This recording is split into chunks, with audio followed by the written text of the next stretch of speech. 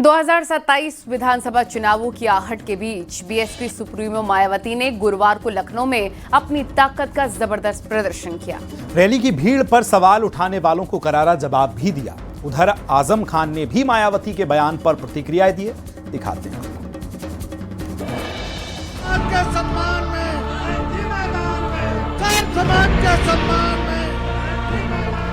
अपने महापुरुषों के सम्मान में, अपने महापुरुषों के सम्मान में। लखनऊ के कांशीराम स्मारक स्थल पर गुरुवार को बीएसपी की महारैली ने राजनीतिक हलचल मचा दी। साथ ही रैली की भीड़ पर सवाल उठाने वालों को करारा जवाब दिया और कहा कि इस रैली में हजारों कार्यकर्ता, युवा और महिलाएं अपने खून पसीने की कमाई से पहुंचे। इस भीड़ को देखकर विरोधी पार्टियों की नींद उड़ना स्वाभाविक है।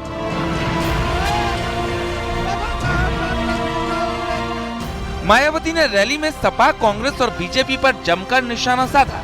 रैली से ही बीएसपी अध्यक्ष मायावती ने बगैर नाम लिए आजम खान का जिक्र किया था। बीएसपी अध्यक्ष मायावती के बयान पर एसपी नेता आजम खान ने प्रतिक्रिया दी और कहा कि अगर उन्हें दुख पहुंचा तो मुझे अफसोस है। वो एक बड़े जनसमूह की नायक हैं।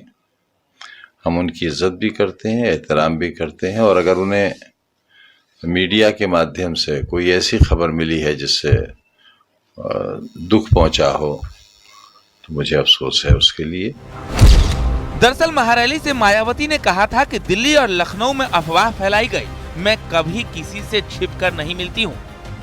9 अक्टूबर के कार्यक्रम के घोषित होते ही पिछले महीने से ये अफवाह फैलाना शुरू कर दिया था कि दूसरी पार्टियों के फलाना वरिष्ठ नेता बीएसपी में आ रहे हैं और वे बीएसपी प्रमुख से दिल्ली व लखनऊ में भी मिले हैं, लेकिन मुझे तो इसके बारे में अभी तक भी कोई जानकारी नहीं है। मिलना तो बहुत दूर की बात है और मैं कभी छिप के नहीं मिलती हूँ। जब मिलती हूँ तो खुले में मिलती हूँ। रैली के जरिए ही सही बीएसपी जनाधार मजबूत करने में जुटी है। ये रैली बीएसपी के लिए करो या मरो का संदेश थी। पार्टी खिसकते जनाधार को फिर से जोड़ने की कोशिश जारी है। Bureau report, news 18।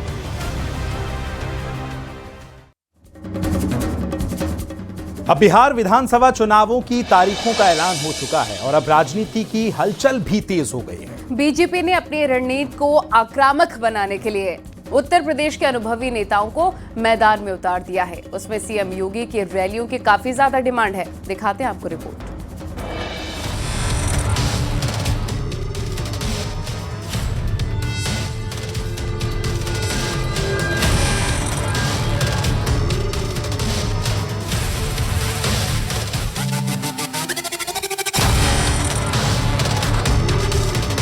बिहार की 243 सीटों पर सियासी जंग तेज हो चुकी है।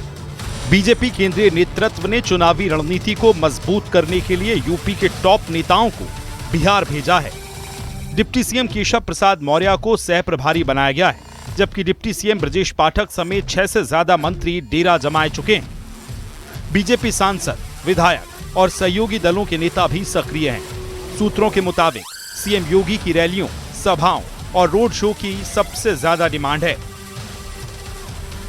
2017 से पहले उत्तर प्रदेश की स्थिति भी लालू के जंगल राज जैसी ही थी, लेकिन 2017 के बाद उत्तर प्रदेश को निवेश वाला उत्तर प्रदेश, सुशासन वाला उत्तर प्रदेश, रोजगार वाला उत्तर प्रदेश किसी ने बनाया तो योगी आदित्यनाथ जी ने बनाया है। तो निश्चित रूप से देश और दुनिया में लगातार उनके सुशासन की तारीफ हो रही है और देश में जब कहीं जहां भी चुनाव होते हैं वहां के लोग योगी जी की डिमांड करते हैं। 2 चरणों में सीएम योगी 24 से ज्यादा चुनावी सभाएं करेंगे, जो 50 से अधिक विधानसभा क्षेत्रों को कवर करेंगी।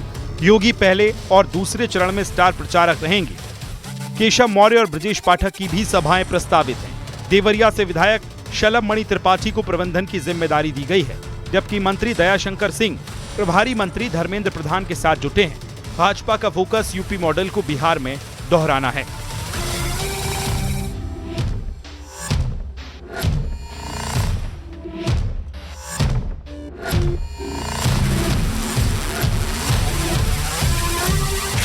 गोरखपुर से सटे बिहार के जिलों गोपालगंज, सारण, सीवान, वाल्मीकि नगर में योगी का गहरा प्रभाव है। उनकी फायर ब्रांड हिंदुत्व इमेज युवाओं को आकर्षित करती है। यूपी में लॉ एंड ऑर्डर पर सख्ती से क्राइम कंट्रोल हुआ, जो पड़ोसी राज्यों में उनकी लोकप्रियता को और बढ़ाता है। उत्तर प्रदेश के मुख्यमंत्री योगी आदित्यनाथ का बिहार में चुनाव प्रचार के लिए जाना अर्थात यह साफ है कि बिहार की राजनीति में गर्माहट लाना है, क्योंकि आज पूरे देश भर में योगी आदित्यनाथ अपने बेबाक भाषा के कारण, लॉ एंड ऑर्डर के कारण, भगवाधारी के कारण और गुरु गोरक्षनाथ पीठ के उत्तराधिकारी होने के नाते चर्चित हैं, जाने जा रहे हैं। यूपी में 2017 की जीत का फॉर्मूला बिहार में दोहराने की कोशिश है। बीजेपी ने अनुभवी नेताओं को चुना ताकि रणनीति असरदार बन सके। चुनावी तारीखों के ऐलान से पहले ही यूपी से सिलसिला शुरू हो गया था। जाहिर सी बात है कि उत्तर प्रदेश के तमाम नेताओं का बिहार चुनाव में जिस तरीके से डिमांड है और उनको वहां पर चुनावी मैदान में उतारा गया है, और मुख्यमंत्री योगी आदित्यनाथ को लेकर तमाम जो प्रत्याशी हैं, तमाम जो नेता हैं, वो मांग कर रहे हैं उनकी रैलियों और सभाओं की। कैमरामैन मनोज शाही के साथ संकेत मिश्रा, न्यूज़ 18 लखनऊ। पवन सिंह की पत्नी ज्योति सिंह ने जनसुराज पार्टी के अध्यक्ष प्रशांत किशोर से मुलाकात की है। और इस मुलाकात के बाद ज्योति सिंह ने कहा कि मैं यहाँ चुनाव लड़ने नहीं आई हूँ, मेरे साथ अन्याय हुआ है। दरअसल पवन सिंह ने हाल ही में बीजेपी ज्वाइन की है, जिसके बाद बिहार की सियासत में हलचल और बढ़ गई है। दिखाते हैं आपको। लड़ने के लिए या फिर टिकट के लिए नहीं आई थी। मेरे साथ जो हुआ है यहाँ पे, मेरे साथ जो अन्याय हुआ है वो किसी और महिलाओं के साथ ना हो। कोई और महिला जो मैंने झेला है वो कोई और महिला ना झेले, क्योंकि आए दिन ये महिलाओं के साथ होते रहे। मैं उन तमाम महिलाओं की आवाज बनना चाहती हूँ जिसके साथ ये अन्याय हो रहा है, आज की डेट में ये अन्याय किया जा रहा है। बस इसीलिए मैं प्रशांत भैया से मिलने आई थी। मैं चाहती हूँ नहीं,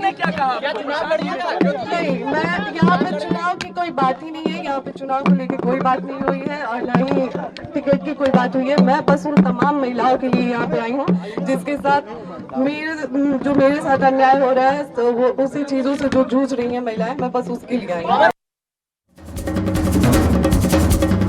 समाजवादी पार्टी के संस्थापक मुलायम सिंह यादव की आज 3वीं पुण्यतिथि है।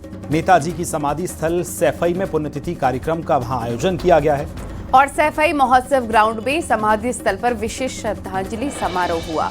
एसपी मुखिया अखिलेश यादव ने समाधि स्थल पहुंचकर पुष्पांजलि अर्पित की है। सैफई में परिवार के तमाम लोग मौजूद रहे। इस दौरान एसपी अध्यक्ष अखिलेश यादव ने एक बार फिर से पीडीए का जिक्र किया। नेताजी की पुण्यतिथि पर उनके समर्थक, चाहे वो समाजवादी पार्टी में हो चाहे न हो, क्योंकि उनका दायरा बहुत बड़ा था। जीवन भर उन्होंने उनके सामने जो आए, अगर दूसरी पार्टी का भी कोई है आया काम के लिए तो कभी मना नहीं किया, निराश नहीं किया। हमेशा सभी वर्गों को जिस तरह सम्मान मिलना चाहिए कोशिश करें सम्मान मिले, चाहे वह सेना का सम्मान हो, चाहे वो युवाओं का सम्मान हो, चाहे वो बेटियों का सम्मान हो। नेताजी ने हमेशा यही कार्य करा है कि वर्ग, समाज के सभी वर्ग को सम्मान मिले, उनका हर पीड़ित, दुखी, अपमानित पीड़िए, हम सब एक सूत्र में बंधे लोग हैं। उस बात को, उस लड़ाई को आगे बढ़ा करके पीडीए के स्व सम्मान और सम्मान के लिए हम लोग लगातार काम करते रहेंगे। जो नाइंसाफी है, जो जुल्म है, जो अत्याचार है, उसके खिलाफ लगातार संकल्प लेकर के हम लोग काम आगे करते रहेंगे। उत्तर प्रदेश में आगामी विधान परिषद यानी एमएलसी चुनाव को लेकर सियासी हलचल तेज हो गई है और इंडी गठबंधन के साथ ही समाजवादी पार्टी और कांग्रेस ने ये चुनाव अलग अलग लड़ने का फैसला लिया है। गुरुवार को समाजवादी पार्टी ने अपने उम्मीदवारों का ऐलान किया, तो वहीं कांग्रेस पार्टी ने भी एमएलसी चुनाव को जीतने के लिए पूरी ताकत लगा दी है। रिपोर्ट में आपको दिखाते हैं।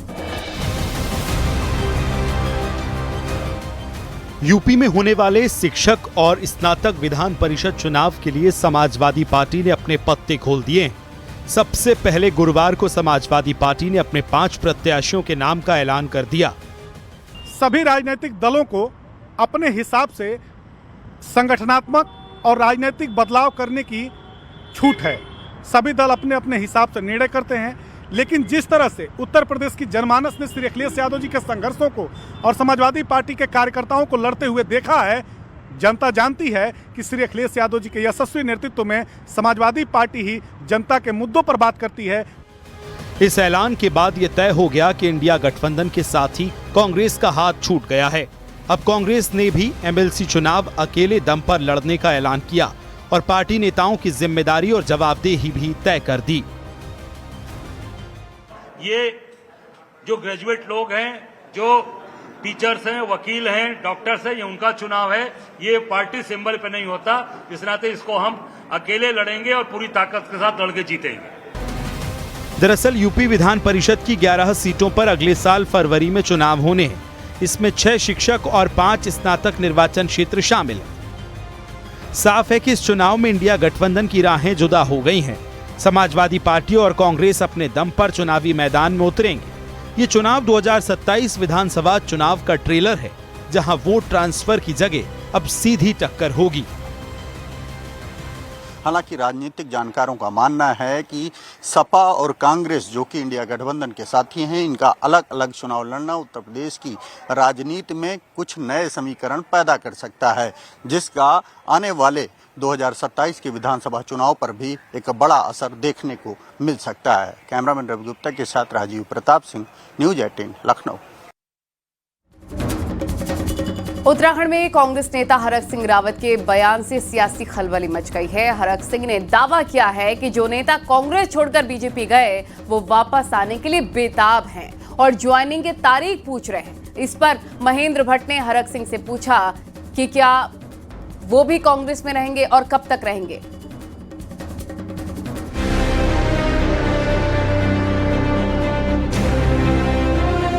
बीजेपी और कांग्रेस के बीच नेताओं को तोड़ने की बात चलती रहती है। अब तक ज्यादातर यही हुआ है कि सत्ताधारी बीजेपी ने कांग्रेस नेताओं को तोड़ा है, लेकिन 2022 में बीजेपी को बाय बाय कह चुके कांग्रेस नेता हरक सिंह रावत ने बड़ा बयान दिया है। हरक सिंह रावत के मुताबिक कांग्रेस से जो बीजेपी में गए वो वापस आने को बेचैन हैं। हाल ये है कि बार बार फोन करके ज्वाइनिंग की तारीख पूछ रहे हैं। देखिए, मैं देख रहा हूँ भाजपा के जो हमारे साथ के कार्यकर्ता जो भाजपा में चले गए, मुझको टेलीफोन कर रहे हैं, कह रहे हैं कि सर कब ज्वाइनिंग करनी कांग्रेस। और अभी तो शुरुआत है, मैं बता रहा हूं, आगे आप देखना भाजपा का सुपड़ा साफ करना है। हरक सिंह रावत 2027 में बीजेपी के सफाये की बात कर रहे हैं और कांग्रेस से बीजेपी में आए नेताओं की घर वापसी की बात कर रहे हैं। तो बीजेपी ने हरक सिंह रावत से ही सवाल पूछ डाला है। बीजेपी प्रदेश अध्यक्ष महेंद्र भट्ट के मुताबिक हरक सिंह रावत तय कर ले कि वो कांग्रेस में कब तक हैं। हरक सिंह रावत जी का ये कहना कि अनेकों लोग उनके संपर्क में है, तो मैं तो इतना कहना चाहूंगा, पर हरक सिंह रावत जी ये तय कर लें कि कांग्रेस में कब तक हैं। वो कांग्रेस में रह के भी भाजपा की बातें करते हैं और मैं कह सकता हूं कि बहुत जल्दी एक बड़ा पटाक्षेप होगा जिसकी कल्पना हरक सिंह रावत जी ने कभी की भी नहीं होगी। एक तरफ कांग्रेस नेता हरक सिंह रावत बीजेपी से लगातार ज्वाइनिंग के लिए फोन आने की बात कर रहे हैं, वहीं बीजेपी ने ये कहकर कि हरक सिंह रावत कब तक कांग्रेस में है, नया मुद्दा खड़ा कर दिया है। दीपांकर भट्ट, न्यूज 18 देहरादून।